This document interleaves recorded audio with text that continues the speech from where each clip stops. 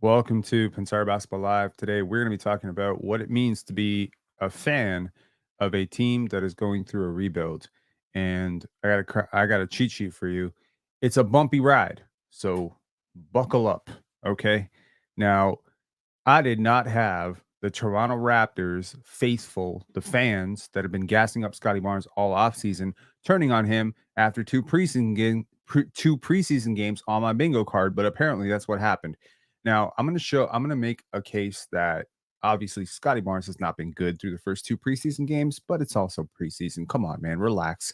But let's take a look at what it's been. Okay. And to give a clear number, obviously, he's played 23 minutes a game. He's averaged 13 points, 4.5 rebounds, 1.5 assists, 1.5 steals, 0.5 blocks, an excessive 4.5 turnovers, 48% field goal percentage. He's shooting 28% from the free throw line, and he has missed every single three he's taken. Okay, so to those of you who believe that based on this two-game sample that you should ignore all the progression that he's made for 4 years straight from the three-point line, that you should just ignore that, right? The fact that his volume went up last year, and we'll take a look at the numbers. Come on. But the idea that you would throw everything out on two friggin' preseason games, this is a big part of why players won't play hurt. This is why players don't play, for excessive periods of time when they're trying to get back into rhythm. We all know that Scotty missed an entire week of training camp. We know that. We know he's working out the kinks. We understand he's just working back into rhythm. If you're watching the games, you understand very much that he is just trying to get his wind underneath him. He's not trying to go out there and get injured. And we're going to look at some comments from Toronto Raptor fans, which, I mean, honestly, should be immortalized and crystallized as receipts, because I don't think these people are going to be all too happy 3-4 months from now when Scotty is taking over the league. I don't think these people are going to be too happy that they said these things about two preseason games, but it hasn't looked good. But let's extrapolate to 36 minutes, because 23 minutes is not what Scotty Barnes usually plays. He typically plays around 36 minutes. So if he was averaging 20.7 rebounds, 2.35 assists, 2.35 steals, I don't think most people will be all that upset. But do you really want your star player playing 36 minutes in preseason just so you can sleep at night because you're too dumb to do a little bit of math? Cheat sheet. Take the numbers, divide it by 23, multiply it by 36, and feel better. Stop crashing out over two preseason games. Now let's take a look at some of the stuff that Scotty did, and then we'll take a look at some of the comments. Okay. Now here's some of the good stuff. Okay. Now here, posting up Peyton Pritchard, not difficult, but the spacing is atrocious, right? He's got three defenders zoning in on him. Everything is zoning in on him. Now ask yourself where Ochai Abaji currently is right now, where Davion Mitchell currently is right now, right? Imagine that's Emmanuel Quickly and RJ Barrett. You know how quickly that pass is slinging across the court, and Scotty can find those openings, right? But right now, you're forcing him to play with really bad players. And I'm sorry, we saw this last year with Jalen McDaniels and Bruce Brown, that if you put Scotty on the court with no spacing, he's going to struggle because he's not that guy. He's not Jalen Green. He's not Cam Thomas. He's not those types of players. And you can use that as something to hold against him. But if you thought he was Michael Jordan, you're insane. That's not who he is. He's a playmaker. He's obviously a connective playmaker. He's getting better at the primary stuff. And he's a decent enough scorer if you give him enough space. But for years, I have found that I've been told that I shouldn't hold Cade Cunningham's turnovers against him. I was told, I mean, let me make myself big just so I can enunciate all of this. I was told that Cade Cunningham and Paolo Banchero's inefficiency and turnover should not be held against them because they were playing with depleted talent. Okay, well, let me ask you a question. Are they playing with Ochai Abaji and Davion Mitchell and Jakob Pertl? Are they playing with that level of talent? I was told that I should have some forgiveness for Cade Cunningham, but can we be honest? Jaden Ivey would be a godsend right now. Isaiah Stewart, yeah, I would love for a big who can do that, right? I would love for a big who can shoot nearly 40% from three. That would be wonderful right now. We have one. Kelly Olynyk, he wasn't playing last night. He wasn't playing in the second game against Washington. And it's a big reason why you're struggling. It's not one guy. But the problem is we're so accustomed to the Anthony Edwards, Devin Booker model of a guy who can just kind of make it work in a phone booth. RJ Barrett is more that type of player than Scottie Barnes. No contest. But are we just going to ignore every great thing Scottie does and just hone in on the one thing he doesn't do very well? Because really, if he could do that one thing well, he would be a top 5 player right now. I don't think Jason Tatum is the greatest offensive creator either. He needs some space. There are certain guys that just need some space. They need some space to move. They need some outlets. They need some motion. They need some motion. They need some movement around them. Let's take a look at some more stuff that Scottie did. Hang on. Pull this up again. Okay. Now, this was allegedly not a foul. This is Scottie making the move, driving baseline. Now, that's a foul. That's a second foul. That's 2 fouls. But this is going to count as a turnover. Scottie's upset, and he should be upset. The ref was right there. That is a foul. That's not 1 foul. That's 2 fouls. Let me play that back again if you think I'm just lying. Okay. Count him out. Let's play a game. Where's the foul? He's holding him. Are you kidding me right now? If you think Drew Peterson stopped Scottie Barnes one-on-one, you're absolutely out of your mind. He's grabbing him. Do you see this? He's wrapping his arm. Do you see this? This is a mugging. This is not basketball. This is prison basketball. We're watching right now. What are we doing here? But I got to count this turnover against him and pretend that he's a fucking bum because y'all won't slow down the tape. That's a foul. That should be 2 free throws. Okay. Some defense. Okay. Watch this again. My God. What the fuck? Watch this. Okay. Now, Scottie gets picked off here by 41, and he's trying to chase a very quick guard downhill. He's trying to provide some resistance on the back. And Peyton Pritchard's got him on a hip. This is where Bruno Fernando needs to close this gap. Like, are you kidding me right now? This is easy. Your man is rolling. Davion will tag him. Boucher is back there for some help. 55 will be open if you correctly do this, but you can worry about that later. The first option here is to stop the basketball, and Bruno Fernando has a responsibility here to close this gap. Absolutely. Scottie got picked off. That's not his problem. That's not his fault. He's doing the right thing here. And Mr. 24 just decides, no, I'm going to let him get a layup. He sidesteps it. SP saying Bruno wants to switch. All right. Vegan Grass saying, will Scottie play any more preseason games? I certainly hope so. Raptors Digest saying people don't see. I don't think you're the real Raptors Digest. I think you're a fake Raptors Digest. That's just me, but okay. All right. Okay. Now, this one. I think this is just a bad read by Scottie. He should make this pass to Jonathan Mobo. He should make this pass to Mobo. And in most cases, he would. But he gets fouled there. I think that's a foul. Is that not a foul? I mean, it's going to be a turnover here. But you tell me, you zone in on this, you hone in, and tell me that that's not a foul. Okay, hang on. That's not a foul? Is that the law of verticality? I was told that if you are using the principle of verticality, you can't have your hands leaning forward. You can't have your legs leaning forward. That's not a foul? Oh, we can just jump into people now, huh? That's okay? Scottie may be in preseason form. These refs are absolutely on demon time. They're on preseason form right now. Okay. Davion grabs the ball, loses the ball. Okay.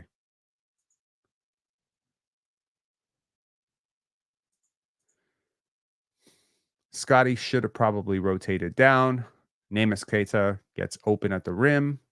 I think, this is just bad. Okay. Now, Scottie working one-on-one. Peyton Pritchard. Jakob Poeltl clearly not providing any spacing here. He's going to try to spread out to give Scottie some space here. Scottie working one-on-one. Peyton Pritchard. Bump. This should be an easy score. Again, Keita is able to offer some resistance here, largely because Jakob Poeltl is in dunker spot. But nevertheless, Scottie scores and 1 easy foul. This was probably the most encouraging play. If you're looking for progress from Scottie Barnes, this might be the most encouraging play of the night. Take a look at what he does here. Boom, cross, cross. Oh, that was fast. That was fast. And that was low. And that was perfect. And that's exactly the stuff that he's been working on, the self creation. Okay. Now he gets past number 30, I believe it's Sam Hauser, puts him on his hip, fakes, boom, goes right over. That's the kind of stuff that people have been trying to tell me for years that he can't do. And that's the stuff he's trying to do, which I appreciate. Transition Scotty. Did he just travel there? He just traveled, right? Did he just travel? I'm not crazy, right? He traveled. Yeah, he traveled. Put two hands on the basketball. Traveled. All right. Caught that. Here, go downhill.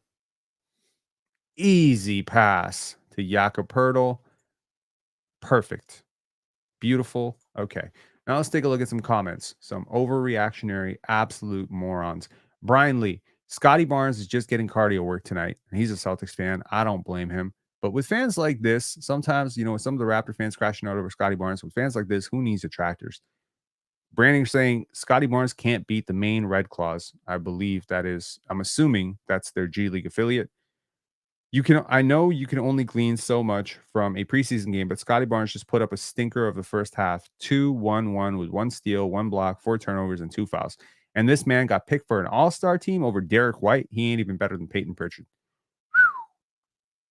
If you have heard a hot take, that's a hot take. All right. Now some Raptor fans. See, that was Celtic fans. Here's some Raptor fans. What happened to Scottie Barnes? This is not the same guy from last season, says Raymond Lee. Dr. Clam, medicine, mollusk.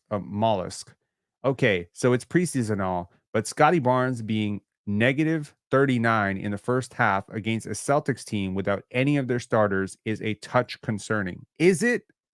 Is it though? Or is it a small sample size? Qualitative tightening saying Scottie Barnes is negative 39 in 17 minutes against the Celtics second unit, excluding Al and X in the first half. Okay, again, very small sample size. Think it happened in about 15, 17 minutes, but okay. IKD, a voice of reason. ESPN needs IKD. Shout out to ESPN needs IKD. I know he's a community member, or at least he's following us on social media, saying I'm seeing a lot of Scottie overreactions on the timeline. I'm seeing a lot of overreactions on the timeline regarding Scottie Barnes already, and we're only 2 preseason games in. He definitely has to play better and will play better, but let me calm the nerves a bit. It's very important when watching Scottie, and you can definitely go check out the rest of that entire thing because he wrote out an entire thing about why people need to be patient. Okay, now the most disappointing, and this is a person. Okay, this is not the most. Can we start having conversations about how Scottie Barnes is not the floor raiser of this team whatsoever? Okay, over 2 preseason games for real. Okay, keep it up, Dom.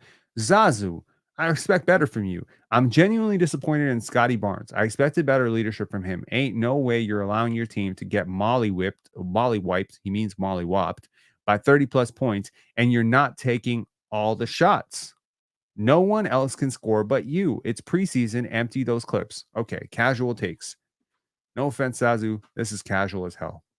All right.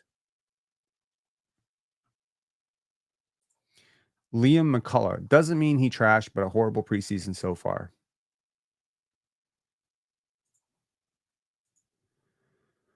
Oh Lord. Okay, let's give the blueprint on how to be the fan of a rebuilding team. Okay. The thing about young players is, as a coaching staff, you have to put them in positions where they're going to fail. They're going to struggle. Scottie Barnes had a lot of positive possessions last year when he had some help, when he had OG, when he had Pascal, even certain lineups with RJ and Emmanuel Quickly and Jakob Pertl. He was really good. Are we forgetting this guy was an all-star at the age of 22? Are we forgetting that his stat line last year has only been matched by 3 other players in NBA history? Are we forgetting? Are we forgetting that in the first playoff game he ever played, he had a damn near triple double at the age of 20? Are we forgetting this guy won Rookie of the Year? Are we forgetting that this guy has progressed as a shooter for 4 straight years? Are we forgetting all of that? Are we forgetting the incremental improvements as a free throw shooter? And we're just going to pretend he's a 28% free throw shooter now? Valeria Conklin.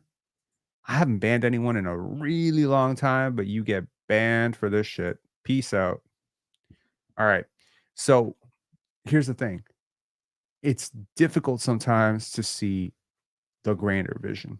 When someone is struggling, when a Kate Cunningham is struggling to navigate space, navigate angles, it's difficult. Do you remember what people were saying about not Paulo Banchero, Victor Wembanyama for the first 30 games of last season? But look at the lineups around him. Look at the players he was playing with. It was really bad. And no lineup that he played with is as talent depleted as the lineup Scotty's playing with right now. Right? You gotta be kidding me. Jimmy J, he isn't better than Tatum and Paolo, who ain't going anywhere. Okay. First of all, he is better than Paolo Banchero. I don't give a shit what you say. Is Paolo better at generating offense with zero spacing around him? Yes. Is Paolo worse at literally every other thing that is involved with basketball? Also, yes. Paolo is a free throw merchant who is pretty good at getting his game off in tight quarters. Guess what? So is DeMar DeRozan. I seem to think that Giannis Antetokounmpo having a smaller bag than DeMar DeRozan has not stopped Giannis from being a considerably better player. Now, when Giannis had one negative spacer on the court, which was Eric Bledsoe in the series against the Raptors were able to shut him down. The Bucks learned from that, and they said, if you're going to have a player like Giannis Antetokounmpo, and Scottie has already progressed well past any shooting potential that Giannis has ever shown in his life.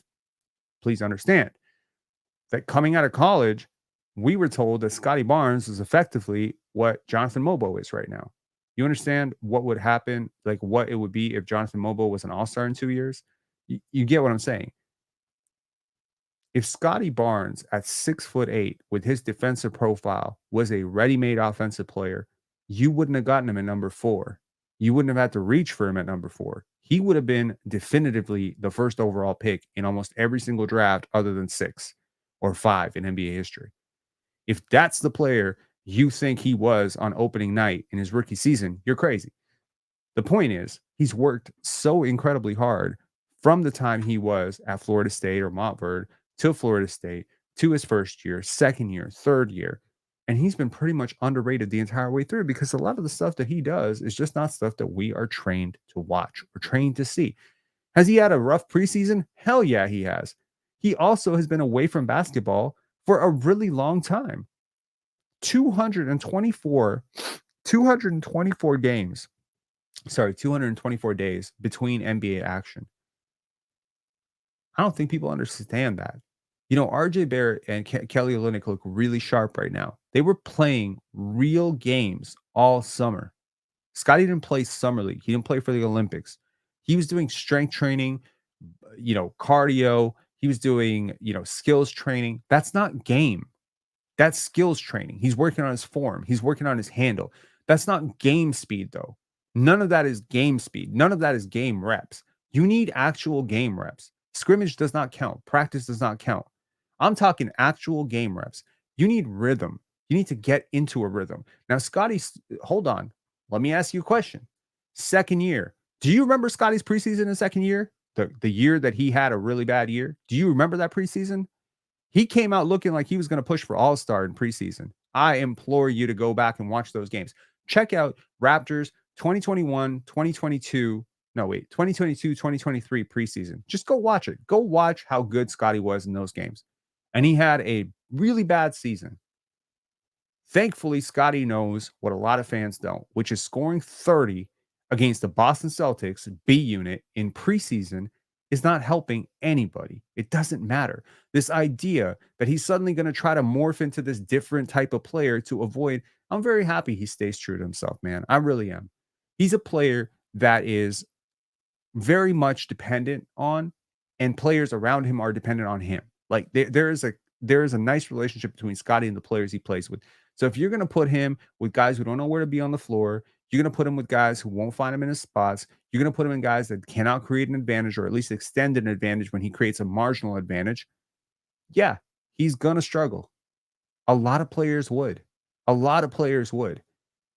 But I'm tired of believing that the only type of player, if you think, God, I'll guarantee you there is some segment of Twitter that would watch Cam Thomas on one hand, Jalen Green, guys like that, and Scottie Barnes on the other hand, and say Scottie Barnes is worse. I'll guarantee it. There is a segment of fans like that. But maybe those are the same fans that think Jamal Crawford is a better player than Giannis Antetokounmpo. Maybe those are the same players, maybe those same people that think that someone like Allen Iverson is a better player than Nikola Jokic.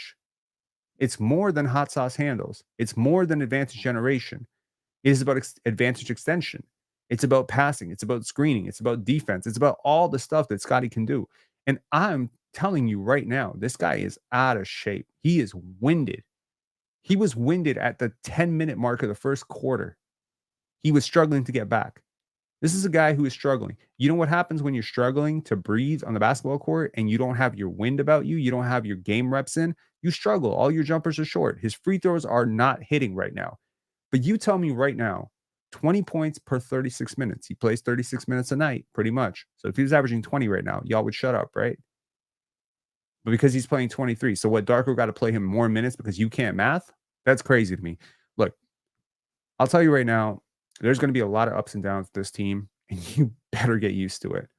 I was hearing from credible podcasters that Jonathan Mobo might not be an NBA player, just based on an open practice because he airballed a few threes. And I made a video saying crashing out and being overreacting to an open practice is nuts. Well, yesterday, Jonathan Mobo had his best game. Oh, color me surprised. You mean a little bit of NBA experience helps a guy who's a rookie adjust? I'm tired of this being a narrative every fucking year. Last year, half the fan base dove off on Grady Dick because he had a rough month and he had a few tough G League games. And then the same people were on his dick, no pun intended, just a couple of weeks later when he started hitting them. I'm hearing people in preseason saying Grady Dick can't shoot threes because he missed a few. Well, how did he look yesterday? He's shooting 5 for 10 against the Boston Celtics. Oh, I guess you gotta, man, I think this is an indictment on our education system that people can't do simple math. No Diddy, indeed. Mobo has high basketball IQ. Yes. Look, leave the scouting to professional scouts and people who actually understand basketball. Sit back, enjoy the fucking game. Stop dissecting every goddamn play and saying, well, because Scottie Barnes got clamped up by Alex Sarr on this one possession, I got to ignore all the times he's beat Giannis Antetokounmpo in the clutch. What are we doing here? Have we seen Scottie Barnes go off for explosive quarters in real NBA games? In the fourth quarter, when the pressure builds and Pascal Siakam and Fred VanVleet couldn't do jack shit and they had to hand the ball to the guy that they were ignoring the entire game to cook, and he was cooking. Can we say that in Scottie Barnes' super tough season, the second year where he struggled hard, do you know he still finished? I believe, if I'm not mistaken, he still finished top 5 in clutch scoring in the NBA as a 21-year-old. The narrative around Scottie has been wrong from day one. And the problem with it is we have strong anchoring biases. There's a reason I still think Ja Morant is a great playoff player. Because he was great the first time I saw him. The first time I saw Ja Morant, he was a bouncy pogo stick who went number 2 overall, had a dynamite rookie campaign, and then he went up against Utah I think it was the second year in the playoffs, and he cooked. He did 30 points per game, and you just that becomes a part of your understanding of Ja Morant. You're like, Ja Morant, that's a playoff riser. Donovan Mitchell, great example. Donovan Mitchell, early playoff success, crazy. Donovan Mitchell lately, not so much. Ja Morant lately, his playoff percentages, efficiency has gone down every single year he's been in the playoffs. But I still think of him like a great playoff player. If y'all remember this channel's entire narrative building around Scottie Barnes, it was trying to fight against these people, trying to peg him as a Ben Simmons, as a Draymond Green, because those players have a certain connotation and a set of adjectives that are built into what you think of when you think of Ben Simmons. There was a lot of narratives about Scottie not working hard. Now he comes out and shoots cold for 2 preseason games. People are like, oh, he didn't work hard all summer. Again, the same bullshit. All right, we got a caller. Deshane Waves. Deshane. Hello. What's going on? Good, good. How you doing? I wanted to tell the fans that everybody's bugging about just the preseason, not knowing the developmental season for the Raptors. Mhm. Um, what do you think about Jonathan Mogbo's? What's his ceiling? What do you think that he where he can reach? And does he have to learn off Scottie Barnes, like the Scottie Barnes development, for him to reach to that pinnacle? I think Jonathan is gonna be an elite role player, Yeah, like an elite role player. I think he's gonna be the tip of the tips of role players. Like at his absolute like he's already a pretty good defender. pretty. He's a Yeah, really good passer. He's a yeah. really good rebounder. He's a great transition player. He fills lanes properly. He reads the game very well. For a rookie, I am flabbergasted. There are a few rookies in NBA history that I think back to like, wow, I can't believe that's a rookie. Malcolm Yep. Brogdon comes to mind. Draymond Green comes to Hmm. mind. Who else comes to mind where I couldn't believe they read the game that way as rookies? There's a few guys like that. He's outstanding to be honest. Like for what I've been watching, he's just been he knows the game, but there's little things that he needs to fix. But it's his rookie year, so we cannot like disregard that. Absolutely.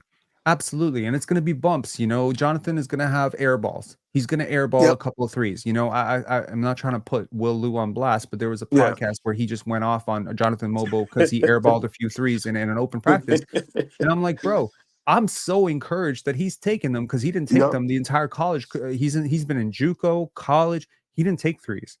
Right? Yep. But the fact that he's willing to take them, like, what do we want? We want a Ben Simmons who's afraid to take them in the game? I don't want that. I Exactly. want a guy who Yep. takes them confidently. Yesterday, Jamal Shed missed a couple threes, then he stepped into that third one and he took it with confidence. I was, like, very proud of that. The problem with a lot of people who comment on sports is they never played Yeah. sports in their whole life. So they don't understand the I agree. grind that it takes to, like, actually play and, take those tough shots in game. Like an Emmanuel Quickly, right? Like last Yeah. year, they're trying to get him to go to the rim, stop taking the floaters. He's been taking floaters his whole life. So you're trying to break a habit where you're trying to get him to build on a weakness because you know deep down that if he's ever going to take that next step as an all-star guard and not just a backup spark plug, he's going to have to finish at the rim. So if you're Darko Rakovic, you got to have the trust of this player. But unfortunately, this toxic ass fan base sometimes they malign a player for struggling on short intervals. And now that player is like getting all this press because he shot 2 for 12. They don't realize, shit, I was told to go left when I've been going right my whole life. I was told to go all the way to the rim when I've been stopping short my whole life. I've been told to take threes, even though I don't take threes. And it's like, it looks ugly. And I just wish that we had a media or a fan base that was smart enough to realize this shit is a process. That's what I'm But saying.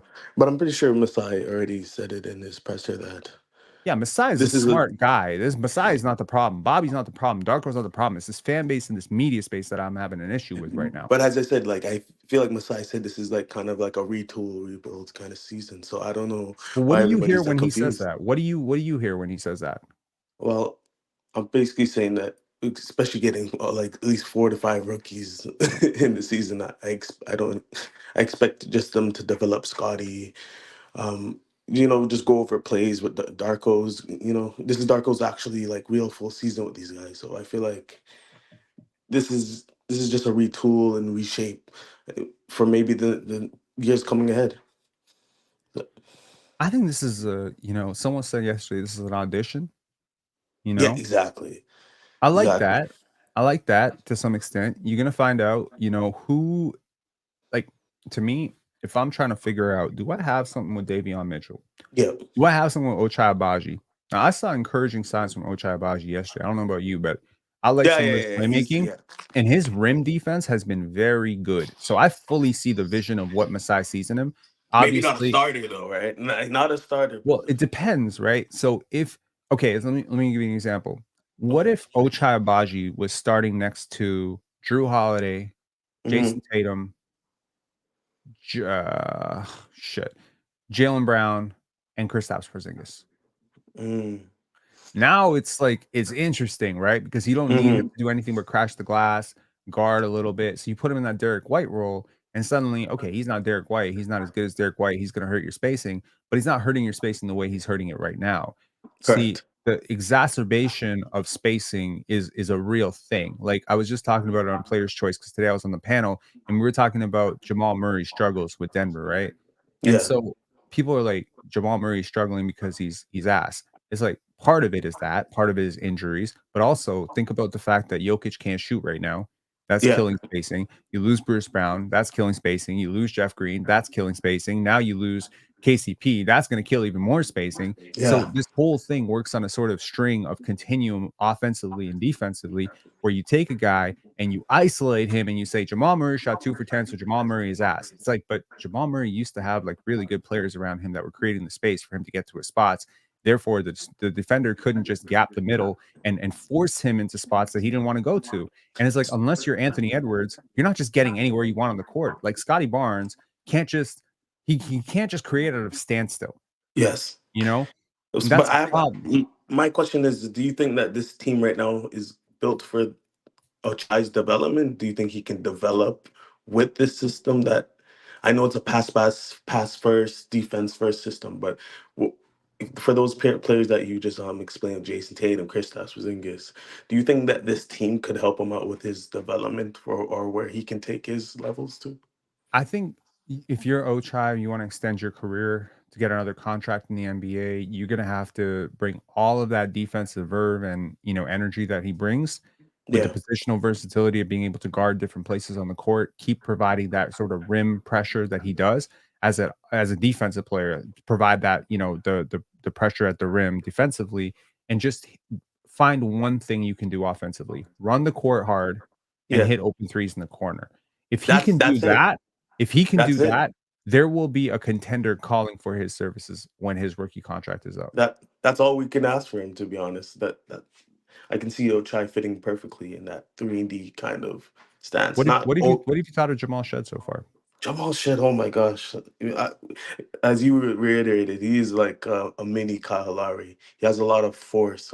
I mean, respectfully, having that number 23, bet on myself from Fred VanVleet, that number fits perfect on it. He's a very hard worker. He wants to develop every day.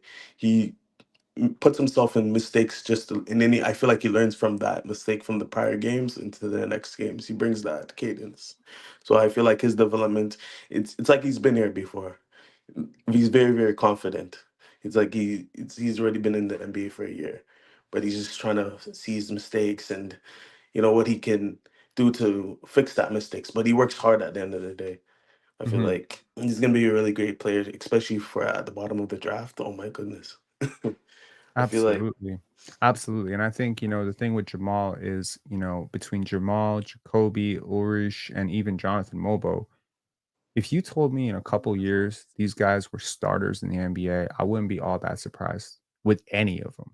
All of them, yeah, that'd be surprising. But any of them, any one of them could pop into that level of player. And that's all you can ask for in the draft is a shot. That's all I want. I just want a chance. I want a chance at something. And not an outside chance where I got to develop your compete level, I got to develop your basketball IQ, I got to develop your habits. No, no, no, no. Like we got to develop a skill. Like with Jamal Shed, it's his shooting. Jonathan Mobo, it's his finishing and just space generation on his finishes, and probably a little bit of his shooting would help as well. These guys have. I talked about this yesterday in the post game. Some of these guys have like real NBA skills right now, which is impressive for a 20 to 22-year-old to have an NBA skill is awesome, yeah. you know?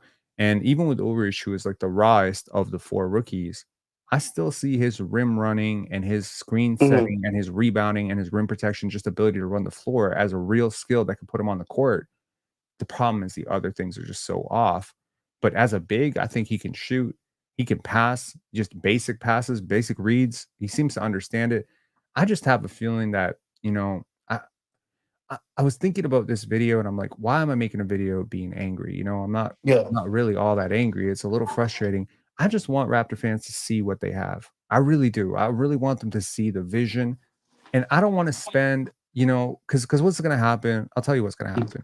We're going to spend Right. an entire year bitching and complaining that Grady Dick's not a starter. Ochai's not an NBA player. Davion's ass. Jamal Shed can't shoot. Ulrich Shamshe is 20 years away from me, 20 years away. Scottie Barnes is not a prototypical first option, and he's a bum, and he's this and that. And at some point, it's going to click. At some point, it's going to click, and people are going to forget all the bullshit that they went through for 6 months talking bullshit about this team. And then maybe we're going to have a stretch of like 3-4 weeks where it all clicks together, and you're like, oh my God, they're on a 5-game win streak, and it's amazing. And Yep. that's when people are going to be like, oh, they just got better. It's like, no, all that time you were bitching, they were getting better. The whole process, the whole part of it. As I said, I think they don't get it. We're literally in this kind of season. Like I would give example like Orlando Magic's, like how Yeah. what they became. Look at the Orlando Magic before they turned Yep. the corner. People forget. People were talking Dog about that shit. team like they were so ass, and they've been bad for a long time. So they were accumulating lottery picks. They had Jalen Suggs, they had Markelle Fultz, they had Cole Anthony was almost a lottery Well, pick. He was a top 5 recruit, but he was a 15th overall pick. But that's a high pick that's relative to very where the high. Yeah. Raptors are picking, right? Because the Yeah. Raptors picked 4 guys after 19 in this draft, I and mean, most we're of our gonna picks that we get is mostly below that. When we absolutely. develop. And I mean, they had Franz Wagner, Jalen Suggs, Paolo Banchero. They had a 1st overall pick, a 5th overall pick, Yep. an 8th overall pick, all in their key rotation, all guys pretty decent. And they were losing. And then there was that week in December. I think it was December where they beat the Celtics, they beat the Raptors, they beat the Clippers. And I was like, oh boy, are they arriving? And then the next year they got like 46 wins and they pushed it to like, I think 7 games against the Cavs, right? That's the process. But I really don't remember people like, okay, Jalen Suggs struggled hard. So I understand people who were selling him off like pretty early because he was a top 5 pick who was shooting like 23% or something from 3. But none of these guys are top 5 picks other than Scottie. They're all like Scottie and RJ are the guys. Like I'm not holding Jamal We can even Shedd. throw Jakob in there, but Jakob is He's a 9th overall pick. Yeah. But yeah, I mean, so I just think there's something very beautiful being built here. And I don't think that there needs to be any reactions of Darko can't coach based on 2 preseason games. Yeah. You know, I have seen positive growth and improvement from all of his key young players. I've seen positive buy-in. I've seen the season from hell last year in terms of events off the court, and I've seen this team stay together. That to me, do I know that Darko Rajakovic can coach Game 7 adjustments? Hell no, I don't know that. I don't know that, but neither do you. Yeah, we know. No one does. No, and until we get to that bridge, let's not fall off the bridge until we get to the bridge. I mean, I think Darko's at this point like the developmental coach in a sense. Absolutely. And not every coach, by the way, to the people who are saying fire him, not every coach is lining up to coach this team. They want a Joe Mazzulla. Exactly. You know, like most people want to, and I mean, like, let's revisit the Joe Mazzulla thing. Joe Mazzulla was fourth in line when Brad Stevens got fired. Not fired. He resigned himself to the head office. They wanted Ime Udoka. Ime Udoka messed around with the front office. They wanted Will Hardy. Will Hardy went with Danny Ainge to Utah. Then they went for and honestly, had they had any preparation time on Ime Udoka's scandal, they would not have hired Joe Mazzulla. They would have gone somewhere else. So that's the point. And now people acting like Joe Mazzulla is a fucking genius. Well, yeah, when you're coaching Drew Holiday, you should hear them. when you're coaching Drew Holiday, I mean, respect to Joe Mazzulla. Joe Mazzulla is a really good coach, but my God, like people glaze him like he is the next coming of Greg Popovich, and like he was a D2 coach a few years ago who was an afterthought and like the 6th in line on the Boston Celtics bench. Or is the Boston Celtics that good? Like people are losing their minds. Brad Stevens is a really good coach. He was highly paid for a reason. He should get a lot of credit. But that's the thing. Like people don't see it. Like I think the worst thing that people just really don't know how to see progress.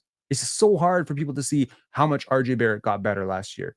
It's crazy. I watched him in New York. He wasn't doing this stuff. There's passes he's making, even in preseason, the 17 games, 14 minutes he played in the first preseason.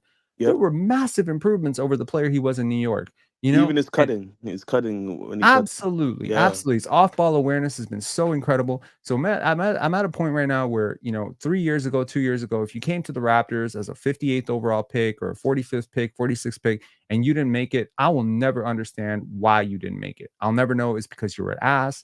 I'll never know it's because you didn't have the will, or if you just didn't have the right system, or you didn't have the right environment, you didn't have the right vets. Now I know if you fail here, you probably are not for us. Not yet. Because and that's all I want to know. And I mean, right now, the tryout analogy, like, it's calling this a tryout. That's great because, now if you lose 4 games, Now you get to see, how does Davion work on a 4-game losing streak? Does he still show up early? Okay, that's good. We can build with that. We're gonna Jamal give him Shed, those touches too. It's not like we're not gonna give it to him. He's gonna get those touches. exactly. He's gonna get to run the, you know, what Sacramento didn't give to him because he was stuck behind De'Aaron Fox. So he's gonna get that. You know, maybe it's a little pressure to him because it's, I guess it's his last. It might. I think his contract expires next year, Mhm. or he has a player option, but maybe the pressure's onto him. But he's. I think Darko's gonna give him like a open. This is his open trial, but with not so much pressure on him because we're gonna let him on the team in the second unit. I would say, and even though Jamal Shed is should be the next up in terms of the point guard position, but Davion Mm. is gonna get his due diligence, even if they're gonna Is that play fair Jamal though? Shed and Davion together. Is that fair though? Oh, to put him, do you think it ruins Jamal Shed's development if you're to put Davion in front of him, No, or I'm not that fickle about it. I don't really care. I mean, honestly, I just don't think. Okay, so my view on this is, okay? whoever your backup point guard is, they can't be your primary initiator. So Mm, if it's Jamal, I'm a little bit more comfortable. If it's yeah, Davion, I want him off the ball, and I want Kelly Olynyk or Scottie Barnes or RJ Barrett or one of those guys initiating the offense for the second unit. You simply cannot ask an undersized guard who doesn't finish yeah, well at the rim and cannot shoot and cannot play make at a super high level.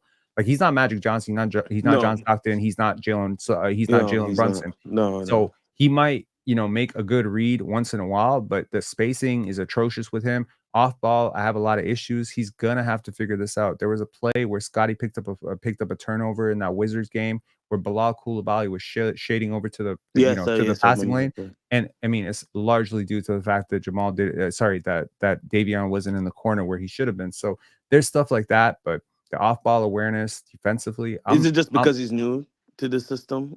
Do you think no, so? man, he's a vet at this point. He's 26 years Yeah. old. He's a Mm. 26-year-old kid. Saying kid is weird, honestly, because I mean, he been legal drinking age in Canada for Yeah, yeah, 7 years. You're yeah, not a kid. You've been able to vote for 7 years. You're not a kid. yeah, So he's a grown man, and it's yeah. not It's physical. true. It's not a case like with a DJ Carton where you're like, oh, when we put on 15 pounds, he might be better. No, Yeah, he's a yeah, grown ass man. And yeah. it's not like he's new to basketball. It's not like He's Urish not. Shea Yeah, or yeah. so this is who he is. I mean, I'm having a Mm. difficult time thinking about NBA history. I'm trying to think of a guy who figured it out at 26. You know who he reminds me of? He reminds me of Marcus Banks, like a bigger Marcus Market, Banks. yes, from Celtics. Yeah. When, Well, yeah. I mean, also on the Raptors. Raptors Raptors, had yeah, Marcus Banks for a little bit. So he reminds me of him. It's like not a natural feel as a point guard, a little bit stocky build, yeah. good, change of pace type of defender, but not like a defensive stopper like a Marcus Smart. So to me, I'm like, okay, if you think that at some point you're gonna boost his value to the point where he's gonna be worth something, I Mm. wouldn't hold my breath. If you think you're gonna develop him into a legit stopper off the bench, I also wouldn't hold my breath because there's only so many of these guys you can develop at the same time. I think you have to choose between Davion and Ochai personally as second draft type of guys and probably Yeah. move off of one of them. And as in terms of Jamal Shed versus Davion Mitchell, this is no contest for me. I picked Jamal 100 times out of 100. The issue here is, eh, you know, they're just different players. They're so different. And if Davion is the de facto backup guard, and you're going to use all that defensive pressure Yeah. to push up on the ball, then I need Scotty or Kelly or one of those bigger playmakers to play with him so that he's not loaded up. Because right now Scotty is unwilling to score at the level that he needs to. He's a little bit rusty. He's not really taking all the ball handling initiation duties. Like early Yeah. on in the Washington game, the first one he played, you could see he was pretty much running point and Davion was running He's the playing two. like a point. Scotty's playing like a point for sure. Absolutely, but the complication with playing like a point with zero spacing around you Yeah. is your handle has to be that much closer to your body, that much tighter, and that's not it. So he can No. run two-man action with Yak, and they can switch everything, and it's not going to do anything. So Scotty isn't bursty enough right now to generate that kind of advantage with this spacing.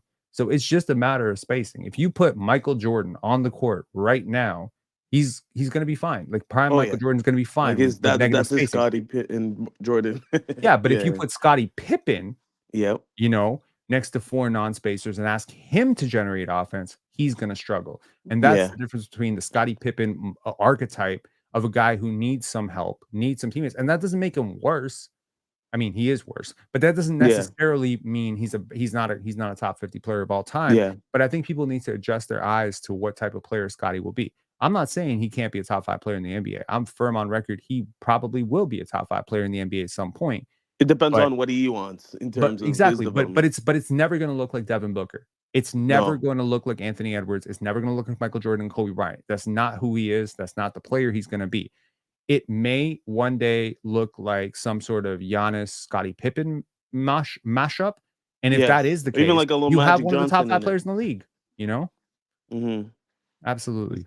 It's true. So we're gonna be seeing a double guarded lineup, just like the Lowry and Fred VanVleet with Davion and Jamal coming off the Oh, second unit. lord. I mean, it's change of pace. It's, they're both very physical. I was very encouraged by, one of the things that I really like about Ochai and Davion, neither Mhm. one of them are completely hopeless against bigs. Have you Mm. noticed that? Like That is they can, elite. especially a switch. So that's the point. Like Davion was pressing up on a center and the center couldn't move. And I was like, wow, this guy's I know. strong, Yep. And Ochai is meeting centers and power forwards at the rim and deterring those shots. And I'm like, wow. So if these guys could figure it out offensively, then Yep. defensively, the positional versatility that they bring in conjunction with the point of attack stuff. So, point being, I've seen RJ Barrett get at least 20% better. I've seen Scottie Barnes get 25% better. How much of Yep. that is just the fact that they started out with that much more skill? How much of that is the fact that they're much younger, than relative to Ochai and Davion, they were younger players, but these are all Yep. lottery picks. Every single player, RJ, Scottie, Davion, Ochai, they're all lottery picks. So at some point, someone thought of them as a top 14 pick in the NBA. Like they were the top So guys. Yeah. yeah, Grady's a lottery pick. I mean, shit. When the Raptors won a championship, there were 0 lottery picks on our team. Zero. 0, Yep. not a one. Now we got multiple. We got 6 at least. Yeah. We got It's going 6 to at suit. Yep. least, right? So unless everyone was wrong about these guys, I mean, I respect the Raptors for trying to see if they have something with Davion. Plus, you didn't give up jack shit to get him. What, You didn't like McDaniels? I would have friggin' paid Jalen if I was rich, I would have paid Yeah. Jalen McDaniels' salary myself to get him off the team, So you get him, you get Jamal Shed, and you get the Portland pick. I would have done Jalen McDaniels for the Portland pick alone. I Oh would have yeah. done him for Davion alone. I would have done him for Jamal Shed alone. I might have Oh thrown in a yeah. second round pick. Okay. Okay, here's a funny question to see how badly the Raptors fleece this deal. Would you Okay. do Jalen McDaniels plus a second round pick for Jamal Shed? Oh yeah. As That's my long as he point. gets him off the And you books, didn't even give up the he was second round pick. useless. You got the second round pick. That's the Yep. crazy part. So the Raptors got Davion Mitchell as a trial for free. Also, If it works out, perfect. If it doesn't work out, no harm, he's no off the foul. book. We can get him off the books. Yep. Exactly. And if he turns into an expiring contract, hallelujah. If Yep. he's someone, and it's a small enough expiring contract, he's a good dude, and he's not like a disruptive locker room person. You know what I mean? It's not And going to he's a be like hard that. worker. He's a hard worker. That's Absolutely. what we need. Absolutely. I could see him. Is there a team that you could see using a Davion Mitchell? Like, is there a team where you're like that would be a good Memphis. fit? Memphis.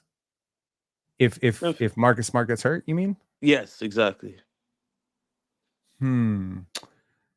That's interesting because they do have some offensive talent. But they also have some high They have end I defensive feel like they talent have too much between. offense. But Vince Williams off the bench, Gigi Jackson off the bench. I'm not sure who could really use him. I'm trying to think here. Chat, help us out. Who could Yeah. use a Davion Mitchell? OKC, no. No, hell no. Because they already have Lou Dortz, Houston, right? no. Houston, no. Orlando, no. Huh. I'm trying to think here. What would be a Not even good Golden. How about not even Golden? Would you say Golden State? Golden State? I don't think so. Because they got DeAnthony Melton. Oh yeah. I Mo forgot about Saad saying Denver in place of Russell that. Westbrook. Westbrook. Golden State Warriors, Atlanta. They got Dyson Daniels. He could run some point in a pinch for them. Sheridan Yeah. Forbes saying Denver. AC saying New York. New York would love him, but I think they're like Deuce McBride a little bit more. Maybe we need to You're stop saying calling Bucks. him. Maybe we need to stop calling him a point guard at this point. That might be it, but as at 6 feet tall, that's hard to Man, call yourself anything else, right? Someone saying Bucks, DeLon Wright clears. Clippers. The Clippers, yes, You think maybe. so? Well, who's Who's their their backup backup? point? That's a good question. Who's their starting point guard? James Harden James right now? Harden. Yeah. Yeah. Because they lost Russ. Someone's saying Charlotte. Chris Dunn. Shit. Oh my God. Chris Dunn's way better than him. Okay. Oh So, yeah. I mean, I look at a team like Chicago. They got 5 point guards better than him right now. Yeah. They got 4 point guards better than him. IU's better than him easily. Lonzo's better than him when healthy, right? Kobe White's better than him. Josh Giddey's better than him. That's 4 point guards. Shit. Yeah. So, and they're going to want to get rid of one of those guys at some point. So it's just like, people always say, oh, you can trade this guy, that guy, whatever. But it's Yeah. like, other teams Yeah. have guys that they're trying to trade too. Yeah. Yeah. Because if it didn't So, work out with Sacramento, then I don't know. oh my lord, Mossad saying is Davion Mitchell better than TJ McConnell? Holy shit! Oh. TJ is almost as good as Peyton Pritchard. Oh yeah. So Up there. no, Yeah, not he's even up there. close. No, not close. And TJ is a pretty pesky defender himself. No, man, like I think there's a real talent gap here. I mean, if yesterday you had TJ McConnell running your offense, Oh you yeah. It's you completely smoked them. different. You smoked them, right? You need a guard who can get downhill. You need a guard who can organize your offense. If you're going to run Davion Mitchell as a point guard, you need to adjust your eyes to what he can do as a point guard. He cannot be your table setter. I don't know what Darko is doing with this. If it's for Yeah. development, great. But if this happens in the regular season, this is going to be like Malachi Flynn playing minutes again. It's going to Yeah. be really hard to watch. I think we're just fishing for a pick at this time. Well, if you're gonna play lineups with Davion Mitchell, Ochai Abaji, and Jamal Shed together with Jakob Poeltl, I mean, this is the most blatant tank job in the history of the world. Yeah.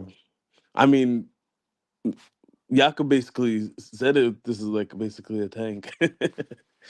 I mean, so here's the thing. I don't think he did. He said No. it's not like we're not.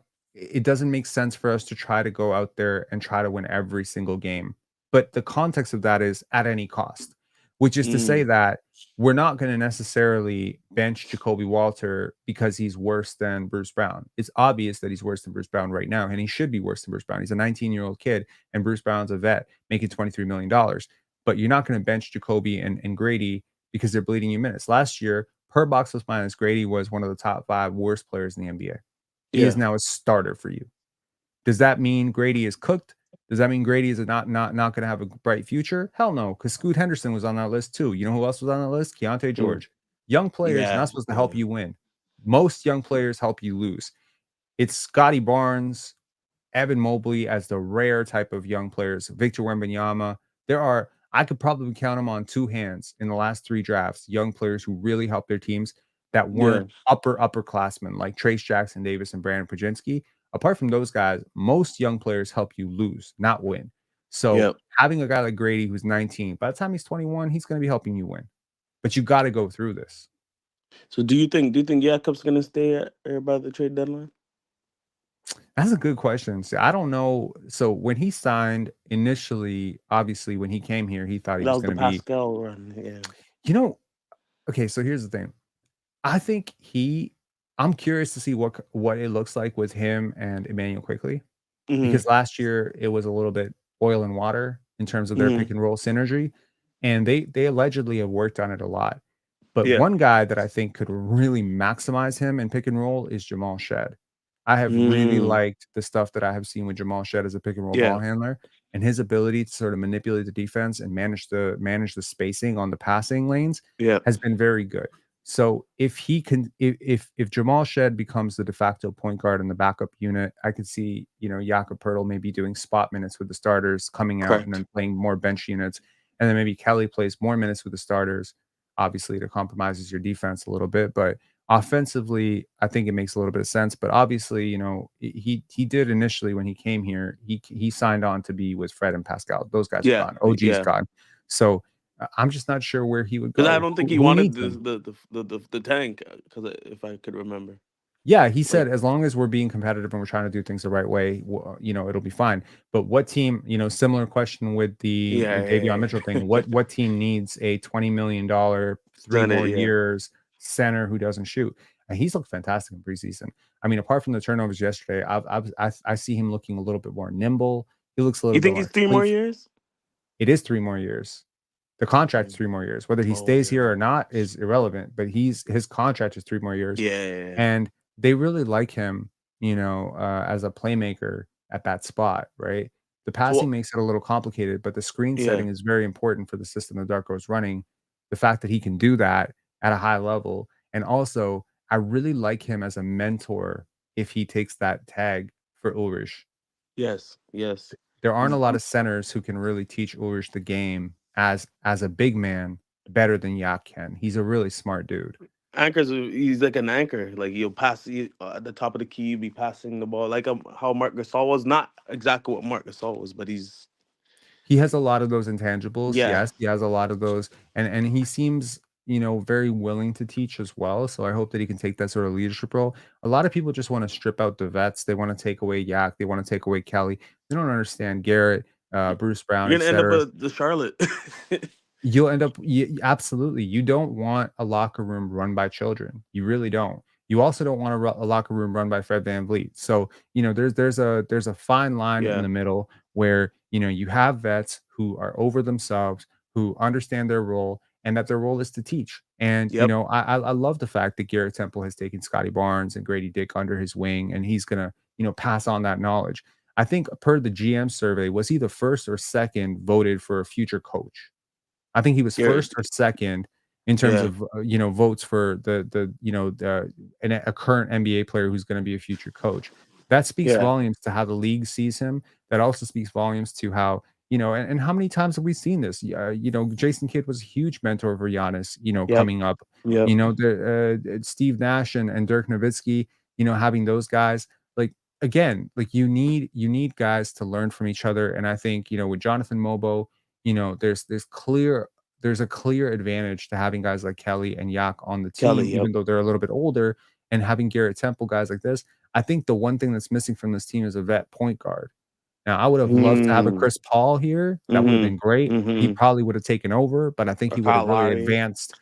Kyle Lowry would be great. Yes, Oh Kyle Lowry man. would have been great. Oh You my. know, Especially for Jamal Shed. Goodness gracious.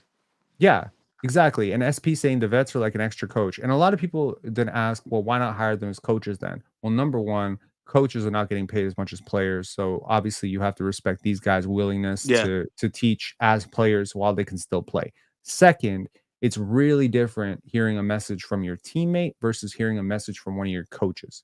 Huge difference. So Garrett Temple pulling you over on the team bus saying, "Young fella, I need you to change your attitude about this. I need you to listen to the coaches," is going to work way different if he's your teammate versus, and he's in the play groups with you and he's in practices with you, he's scrimmaging with you versus, oh, he's an old head coach, like Jamal McGlory. It's totally Yeah. different. The dynamic's different. It's SP true. saying Shed carries himself as a vet. Hell yeah, he does. Yeah. Seen He that was the very early. Houston. He was that guy in Houston. He was really Did was you that watch guy. him? Oh yeah. I watched a few games. He was a high sportsmanship. He was a very aggressive.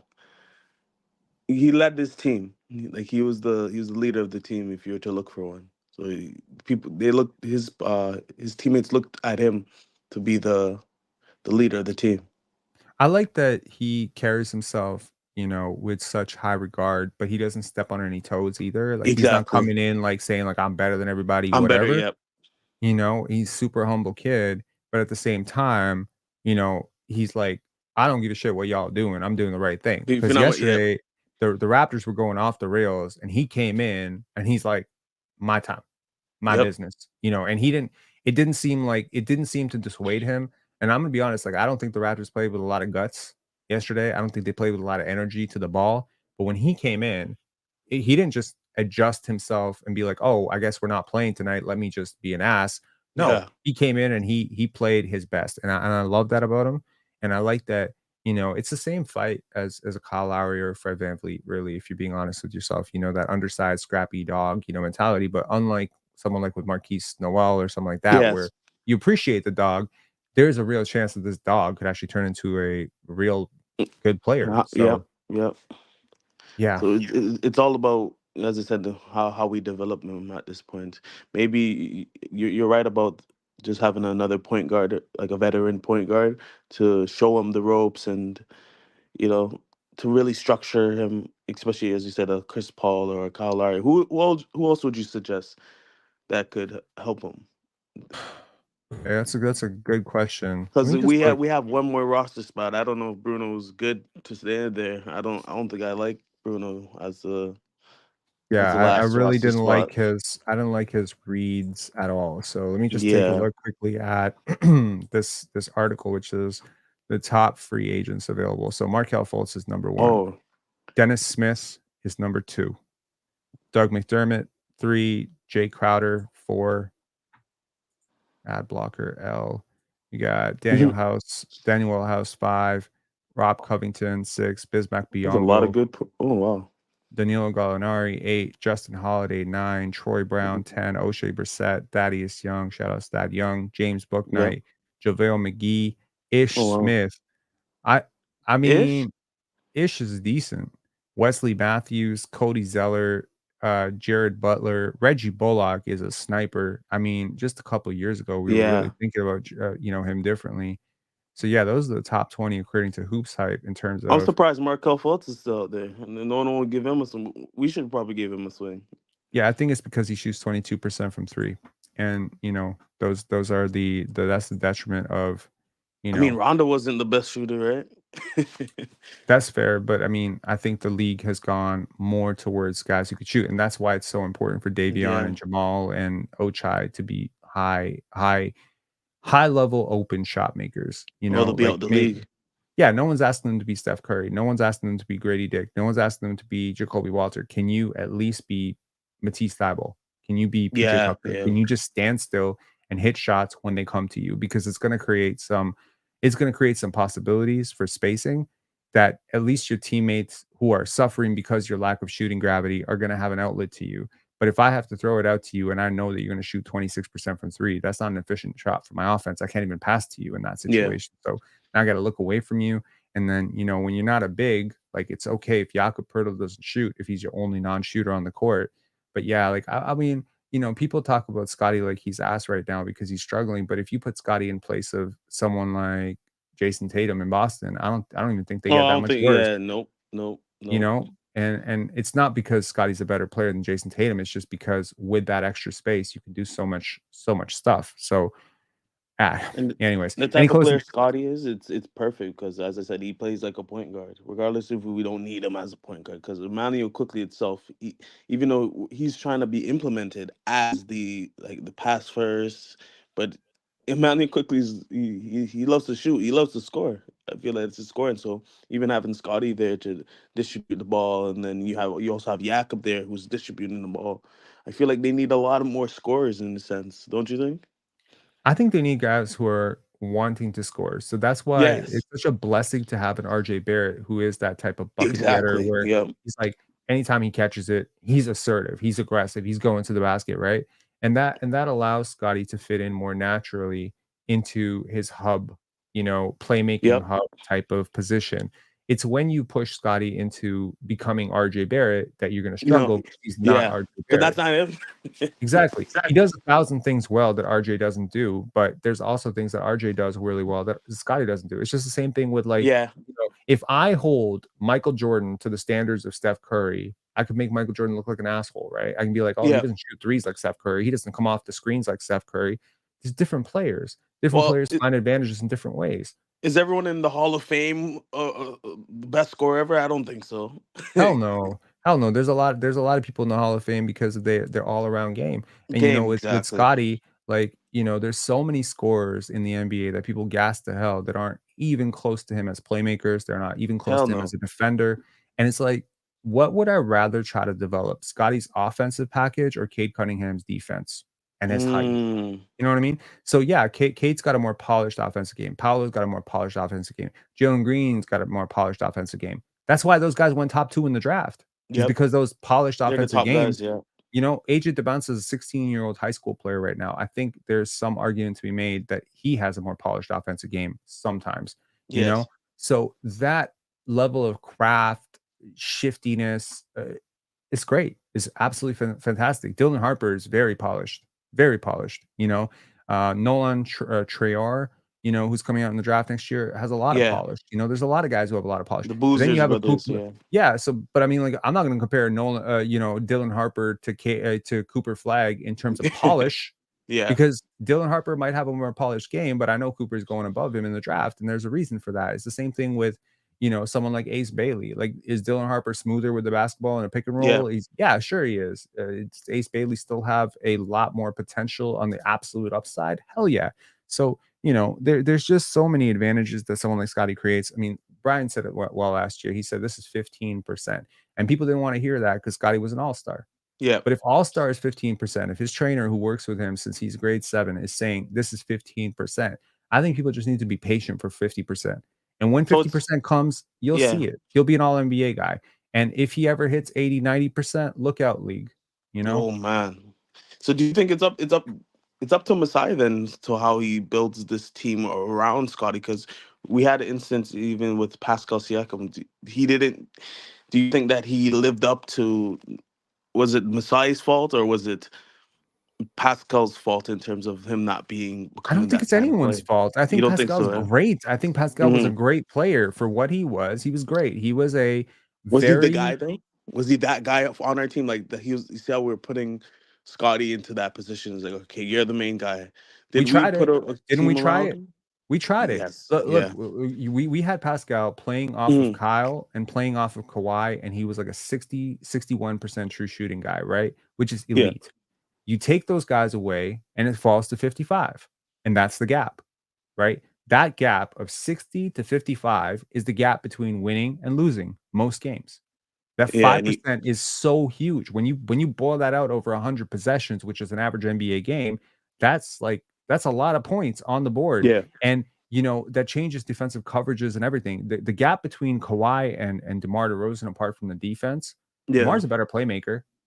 He's a Hundred way better percent. passer, you know, but Kawhi's 5-6% better. He's 5 6 Yep. percent more efficient, and that volume, the fact that that efficiency holds up at that volume, and again, it's like with usage, like sometimes, again, and I've been guilty of this too, where I Yeah. sometimes look at a guy's raw efficiency, like a Cade Cunningham or a Paolo Banchero, and I'm like, these guys are ass.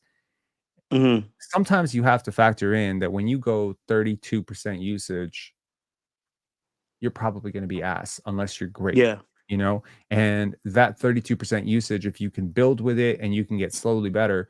The problem with Pascal is it never really boiled up to much more. Last year was one of the most efficient years he's had. This was the last year he crossed 60% true shooting. Why? Yes. Because he finally went back to second option. That's Mm. just it. So Pascal right now is a way better floor raising offensive player than Scottie Barnes as a Yeah. scorer. He's Yeah. way craftier. He's got more counters. But in the end, it's Scottie who is going to be the better player offensively and defensively because he gets easy ones. He gets those easy baskets. He reads the game better. He floor maps better. He's younger and he's going to develop. And again, like, I've seen players where the skills were just further behind. Paul George was one of them. Tracy McGrady was one of them. Kawhi Leonard was one of them. And we act like these guys came ready-made out of the box, like they were great Yeah. players. None of them were. If Shea Gilgeous-Alexander was an MVP candidate, he wouldn't have slipped to 11. No chance in That's hell. true. If That's Kawhi true. Leonard was the Kawhi Leonard we saw in 19, in 2018, Oh, 2019, you if and he me was a 13, finals 19. MVP, Yeah. he wouldn't have been a 15th overall pick. If Mm-hmm. Giannis Antetokounmpo was a future league MVP, he wouldn't have been a 15th overall pick in a really terrible draft. If Nikola Jokic was going to be the greatest offensive player of all time, or whatever the fuck people think he is, he wouldn't have been a 41st overall pick. If Paul George was going to be this level of player where Indiana Paul George was legit in conversations as the top 3 player in the league, and Thunder Paul George did Yeah. finish top 3 in MVP voting, he wouldn't have Yeah. been 11th overall pick either. If people thought Steph Curry was going to be the greatest shooter of all time and a top 10 player, he wouldn't have been a 7th overall pick. All of these kids have place to develop. All of them. They all Yeah. do. And they just Yeah. have to develop in different things. So, Steph became a better defender Yeah. throughout his You years. He did. became stronger. He became a better passer. All these things. But the problem is, all the while, people do forget. People wanted to trade Steph for Monta Yep. Ellis. They couldn't Yep. believe the idea Yep. that you would give up I this remember that. ready-made, shifty, brilliant ball handling, Yep. incredible package scorer like a Monta Ellis for this injured, butthurt, Steph Curry golden child. They call him diaper dandies. Yep. And people did the same thing with Kobe Bryant. People did the same Yep. thing with Kobe Bryant and Eddie Jones. They're like, what the fuck are we doing? We traded an all-star center like Vlade Divas for a 17-year-old bum like Kobe Bryant. He's airballing threes in the friggin' playoffs. He won't pass the Shaq. He's getting minutes ahead of Nick Van Exel, who's better than him. He's getting minutes ahead of Eddie Jones, who's way better than him. Yeah. What are Yeah. we doing here? And people were really Yeah. upset about it. And I'm just trying to say, like, as Raptor fans, it's fine. You go through this process with Scottie, it's fine. But in the end, I'm gonna be right about this. Yeah. I've been right It, about it the whole way it's through. it seems like a problem. It seems like him winning the Rookie of the Year and becoming an All-Star, it brought the expectations way high for him, knowing that And he that's was a fourth overall okay. pick. That's okay. Like I, here's the thing. Some people, they get mad at me and they say, Rob, you need to temper expectations for Scottie. Fuck that noise. I will never do that. I'm gonna say he's gonna be a future league MVP, and I'm gonna say it Yeah. the whole way through because he needs to hear it. He needs to hear that. I'm sure he does know it. That needs to be the bar. But at the same time, the bar is not getting there tomorrow. The bar is not getting there next week. The bar Yeah. is getting there on his time. And people saying he not working hard. Dude was on a friggin' tour for 6 months working his ass off, right? Like, oh, he's too distracted. Oh, he's the first fucking NBA player to have a kid at 23. I He's a mean, I've kid. seen Yeah, but I've people have seen him I've younger. seen NBA players having kids at 17. Yeah. Shit, Yeah. you know? Even Cade. So yeah, Jason Tatum. Do the Yeah. math on how old he is and how old Deuce is and go figure that out. He's an NBA Yeah. champion, right? So people just like, I don't know what it is. I've been trying to figure it out for years. This Vince Carter going to the, graduation thing that balloons out Oh of my case. gosh. Vince Carter's too close to his mom. Like, I don't Yeah. know what Come it on is about now. this city. I was thinking about it the other day. I'm just curious. Can't be a human. It's Deshane, right? Are, Yes. are Yeah. were you born in Canada? Yes, I was. Okay, you were born in Canada. I'm wondering if you have any insight on this because something William Lou said the other day that really got me. He said it might be my immigrant parents coming out, but you need to be better in preseason, blah blah blah blah blah. And I was like, is that it? Is that the thing? Because I mean, I grew up around a lot of immigrants. I also am Yeah, an immigrant. my parents are immigrants themselves. I mean, they would want you to become, the greater than what they expect, but there's also parents that would want your development. It would just develop into that kind But of. this idea of shaming somebody for failing at something, right? Like I mean, that. that's different cultures. I guess that comes with different cultures. I guess 'cause I don't know why it's going on here. No, Like, I'm it trying to still likes think about I'm patience. I'm trying to think about this. I had a really good friend of mine in, grade 6. Hmm. I think he was Chinese. And Hmm. what he would always ask me how hard I work. He would always ask me how much time you spend on homework? How much time you spend on homework? And I was the best kid in my class in terms of my Yeah, grades. I had the highest grade. And I was like, why is this guy always bugging out about how much time I'm spending on my homework? And I'll tell him honestly, I spend 2 hours, I spend whatever. And one day I asked him, like, why are you always asking me? And he's like, my mom told me to ask the kid who gets top grades in the class how hard they study so that she can so that I can double it. it's So if like I very said two competitive. hours, when I said 2 hours, he needed to study 4 hours. So Wow. at one point, when I found that out, I started just messing with him. I was like, I studied 8 hours yesterday. I just started messing with when I found out about that. But that mentality of you're not as good as your sister, Yeah, you need to be better than this kid. This is toxic, in my opinion. It's just it's like fucking crap in the toxic. bucket mentality. It really is. And this idea that Scottie's got to have a better preseason than Paolo Banchero for Come on people to now, be they're okay. two different For players, Scott, man. yeah, and I mean that the Scott, the comment by Zazu, like, oh, he's got to go out and score every shot. Why? How does that help him? How does that help his team? How does that help put it in an offense? But this immediate gratification of my guy's got to be better than this, Better than otherwise your it's guy, yeah. embarrassing. Like, what are we doing here? No, this And is crazy. And I they think a like to lot say of it's this it's a comes from competitive immigrant sport. parenting. I really do think it comes from immigrant parenting. I think a lot of the immigrant Yeah, parenting of like the competitive, oh, what are you gonna do? Oh, you're gonna be an artist. You can't take care of your family if you're yeah, an artist. That whole yep, bullshit. I yep. heard that shit when I was growing up too. No, You know no, what you're right. what You're right. You're what right. what will your family say if you do Yep. this? Like this shame-based parenting is really mental, in my opinion. Like it's really mental. Turns And I'm the saying mental to ruins the avoid kid. saying the R word. And I'm not trying to get canceled here because I'm getting Yeah. heated on it. But it is a real trigger point for me, like that this idea just exists that we can just shame children into doing what we want.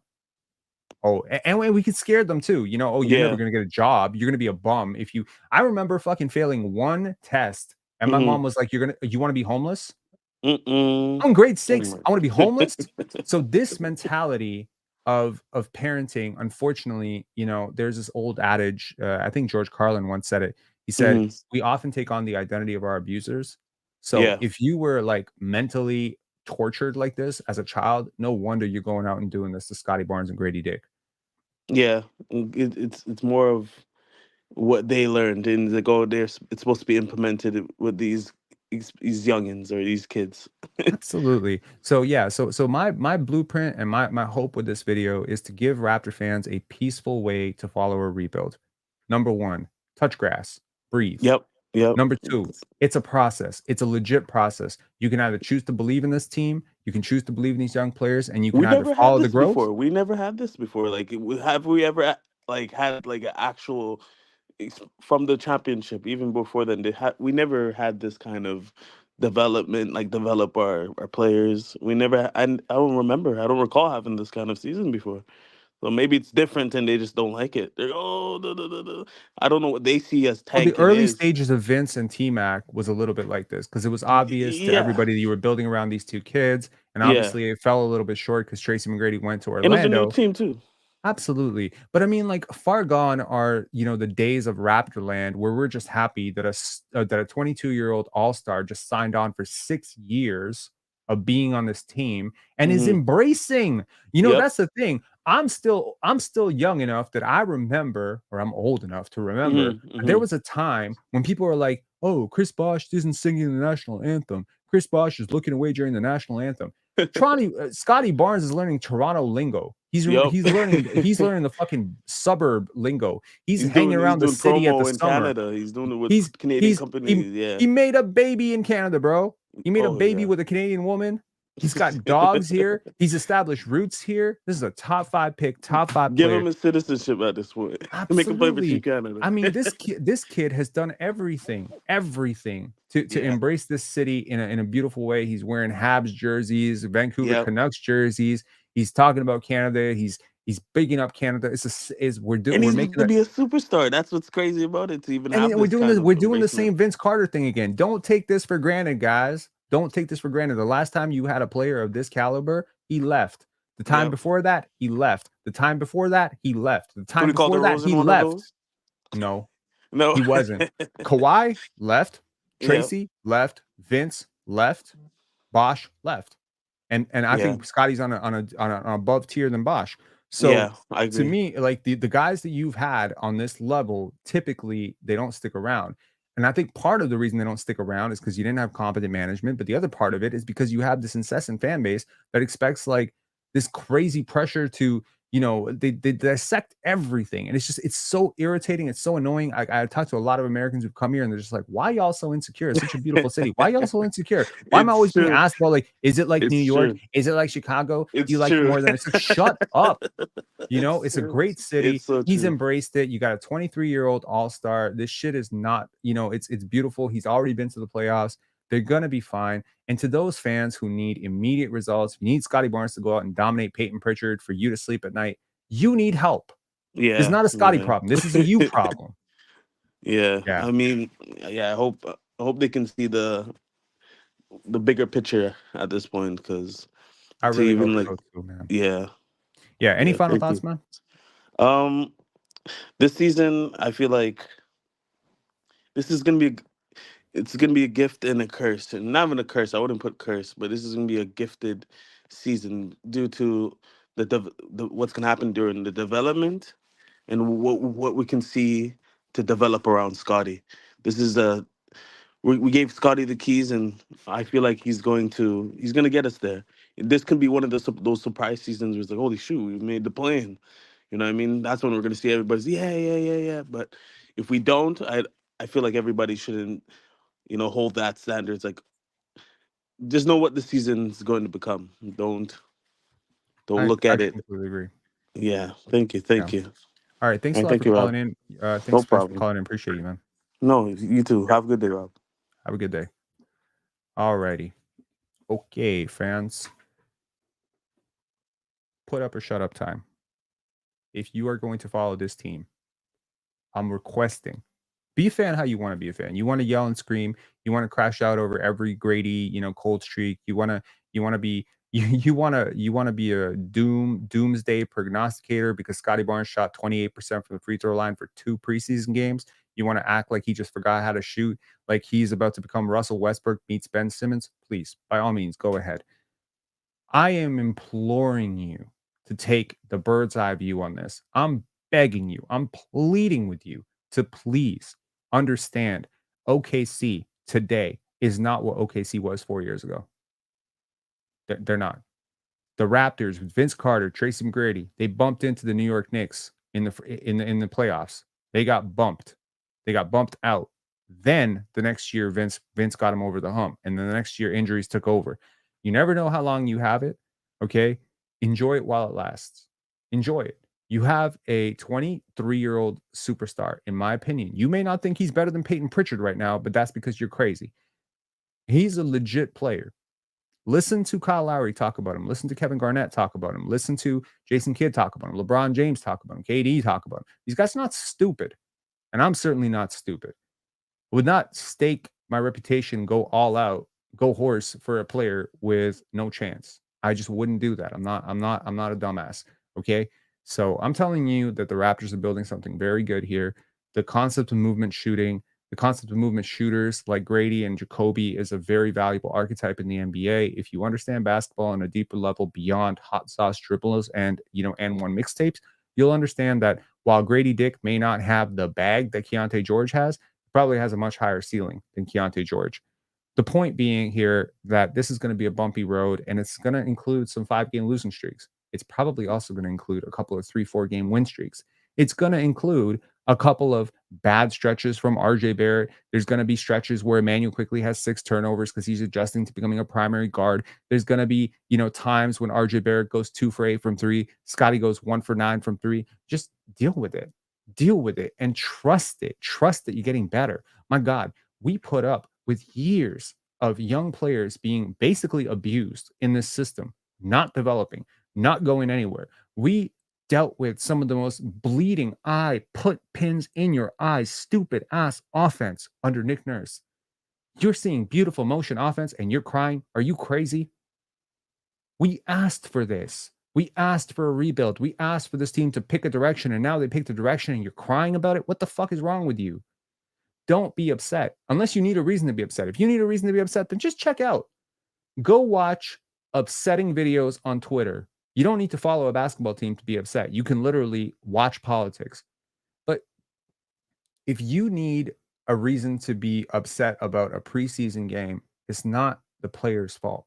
And I'm trying to tell you that with the increase of social media, your energy impacts the team. This may not have been true 35 years ago, other than the people who actually showed up to the games. But trust me, these players hear it. Julius Randle, listen to him. Dante DiVincenzo, Scottie Barnes, Fred VanVleet. All these people have heard the chatter. They've heard the complaints. They've heard the allegations. Scottie Barnes is getting fucking 85 mentions a week for TISM allegations. You don't think he sees that? So at the very least, if you're a Toronto Raptor fan, the least you could do is support the dude, right? Now, I don't care which side of the aisle you fell on, whether Pascal Siakam needs to go versus Pascal Siakam is great, but I certainly don't appreciate anyone who attacked Pascal Siakam, for race or identity or any of that bullshit that happened in the bubble. That was not cool. But please understand that was our fan base. We turned on him. We did that. So that's the potential. Getting mad at Vince Carter 10, 15, 20 years later for attending a graduation. That's us. That's our fan base. That's our media. That's them. JD Bunkis saying today that Vince Carter shouldn't have his jersey retired because he didn't do enough when that punk hasn't done jack shit in his entire life. That's our media. That's our fan base. Doug Smith calling Dwight Howard a thug. This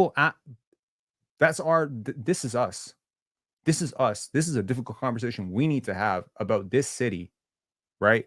Siakam a champion. Hell yes, he is. Pascal Siakam is a champion. May not be a de facto first option, which was my only real complaint about it. May not be the greatest screen setter and all that stuff, but he's an NBA champion. Can't take that away from him. He and Kawhi Leonard were the second highest scoring duo since since Michael and Scottie. Can't take that away from him. He did a hell of a job, made a lot of money doing it. Now he's in Indiana. Support the wins and losses, support the process. At some point, you will be happy. And at that point, you will think back to yourself that you supported it the whole way through. And if you can't support it the whole way through, by all means, crash out, have a miserable time being a fan of a sport. But I'm telling you right now, life is bad enough. Do you need to take something recreational and fun like sports and turn it into drama every single night? Scottie versus RJ, Emmanuel Quickly versus Fred VanVleet. We need to do this. We don't need to do this anymore. I'm sorry if I participated in a lot of this. I felt like the team was going in the wrong direction. I felt like they were being run by politicians and I didn't like it. But now we have a clear pathway. We have young players going forward. Let's try to be drama free. And if this team goes out and wins 30 wins, great. Get a high draft pick and hopefully some fun basketball along the way and hopefully some growth and hopefully these young players can get better. If you genuinely believe that Grady Dick and RJ Barrett, Scottie Barnes, Emmanuel Quickly, these guys are just not it, that you don't have the right piece, well, great. If they're not good enough, there's no floor raising element on this team that's going to keep you from a high draft pick. So you'll get the high draft pick, and then maybe you'll draft one there, or maybe you're going to crash out over Masai Ujiri's draft record. It's a fantastic draft evaluator. My point is, look, we got the best player in the 2021 draft. This could be a lot worse if you had Jalen Suggs or Franz Wagner. You want to have Jonathan Kuminga right now? Can you imagine what our future would be if we had Jonathan Kuminga, Fred VanVleet on a max, Pascal Siakam on a max? Is that the team you wanted to support? I don't. Need to be patient with this stuff. The Denver Nuggets with Jokic, Murray, Gordon, Michael Porter Jr., they won a championship. They didn't grow overnight. Giannis with Jabari Parker, like that was not the iteration of the Bucks that won the championship. The Raptors, Kyle Lowry, DeMar DeRozan, like that group that started We the North.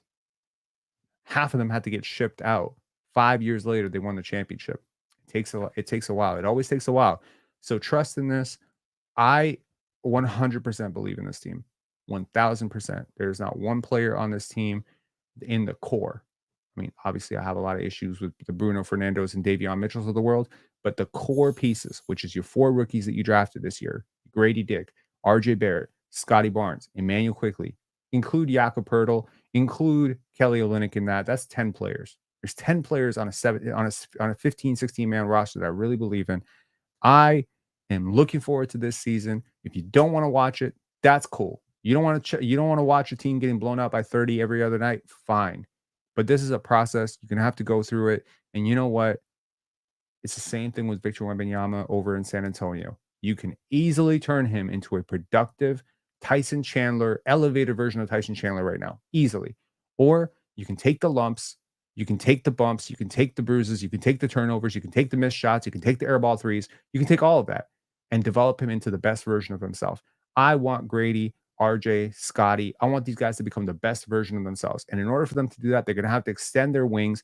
They're going to have to do things that are uncomfortable and things that they're not good at, things that they've never been asked to do. Like for Grady, he's going to have to take a primary defensive assignment every now and again, and you're not going to be able to hide him.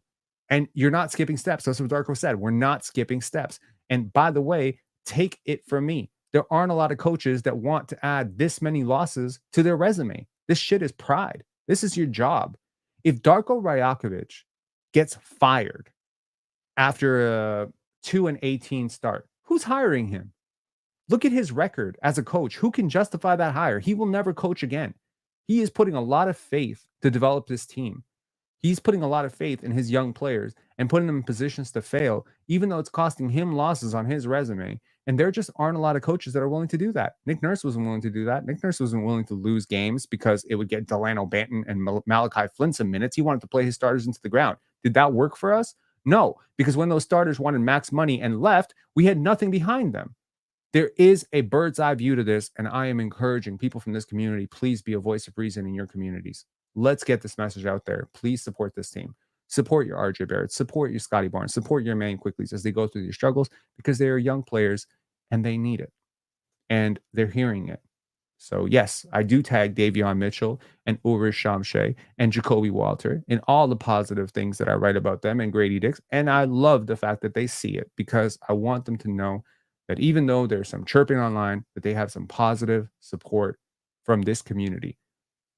Pittsburgh basketball community has been known for a lot of things. We've been known as the community that ran Fred VanVleet out of town. We've been known as the community that always slandered Pascal Siakam. We've been known as the community that gasses up Scottie and only supports Scottie and only cares about Scottie. Change the narrative. I'm willing to change the narrative if you're willing to change it with me. I'll check y'all later. Have a great Thanksgiving. Thanks for letting me yell into the microphone for 90 minutes. Talk to you later. And thank you to anyone. I just saw an e-transfer come up. Hold on. Thank you very much to Jason. Jason, thank you for this. Thank you for the e-transfer. Really appreciate it and support as always. And by the way, I did make it to Thanksgiving dinner last night. We played a game and I pretty much cried the entire time because my allergies went nuts. And they had 2 cats as well, so my cat allergies just got worse and worse and worse, and I had an absolutely miserable time, but it was a really fun game. Anyways, Larry Kane, always appreciate you. I'm more excited about this team than any of the last 3 years. You know what? Me too. Me too. Gregory saying, well said. Thank you very much. And, you know, to all of you, you guys get it. Larry Kane, obviously, an athlete, you get it. Trainers I talk to, they get it. It's unfortunate that fans cannot be, cannot have the insight that athletes and trainers and GMs and scouts do. But honestly, I believe in this community that we can. I believe that we can talk to enough people in interviews and stuff where we can dissect enough of these game tapes and just see the monumental progress. And if you want to tell me that I'm tripping, if I'm wrong, ask yourself this. Did you watch Emmanuel quickly get better last year? Watch RJ Barrett get better last year? Did you watch did you watch Grady Dick get better last year? Hell yeah. We watch all these players get better. We saw them struggle. We saw them adjust. We saw them struggle some more. And then we saw them get better. Well, guess what? You keep getting better day by day. Eventually, I don't know, you might become an Olympian like Larry Kane. I'm sure Larry Kane was not Larry Kane when he started out, right? I mean, shit. Nobody who's ever been good at anything would dismiss the idea of better every day. Better every day is a good philosophy for you to adopt in your life. And I hope that through this Raptors team growing and blossoming through the years and us tracking the development of these young players, that all of us can implement some element of that into our own lives, because I'm sure there's something that we're looking at that's a really daunting thing. You know, it's like a mountain in front of us. And what you don't realize is that every single person who climbed to the peak of Mount Everest started in the same place. They started at base camp. All right. I'll talk to y'all later. Gregory, again, super chat. Thank you so much. James Barron with another super chat. Thank you guys so much. I really appreciate it. Appreciate all the support. Please give this video a like on your way out. I'll catch y'all later. Enjoy your long weekend.